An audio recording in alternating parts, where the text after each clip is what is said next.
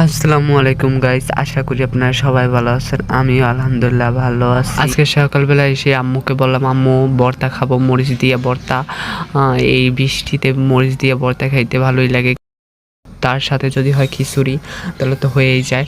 তারপরে সে বানাই দিল মরিচ, তারপরে যে রসুন, তারপরে পেঁয়াজ, এগুলো নিয়ে নিল। তারপরে এগুলো ভেজে নিল, মরিচ ভাজার পরে যে রসুন ভাজলো।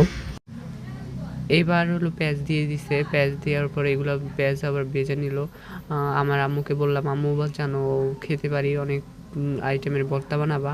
তারপর আম্মু বলল যে ঠিক আছে, তুই শুধু দেখ কিভাবে আমি ভর্তাগুলো বানাই। এবার চিংড়িগুলো ভেজে একটা বাটিতে উঠিয়ে নিল।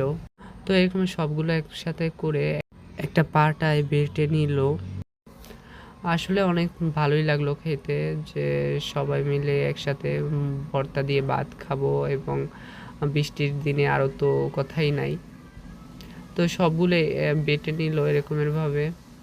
আর যারা যারা ফেসবুক থেকে দেখতেছেন সবাই একটা ফলো আর একটা লাইক করে দিবেন, আর যারা ইউটিউব থেকে দেখতেছেন সবাই সাবস্ক্রাইব করে দিবেন। এরপরে ভর্তাগুলো এরকমের মানে অনেকক্ষণ ধরে, প্রায় 1 মিনিট ধরে বাড়তেছিল।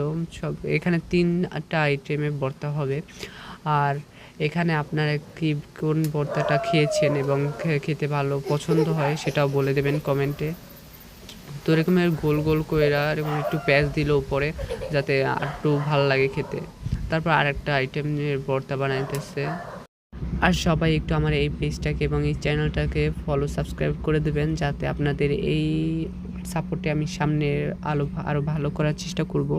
আর এইটা হলো পেঁয়াজ ভর্তা, রসুন ভর্তা এবং মরিচ ভর্তা, 3 পদের ভর্তা আমরা আজকে খাবো।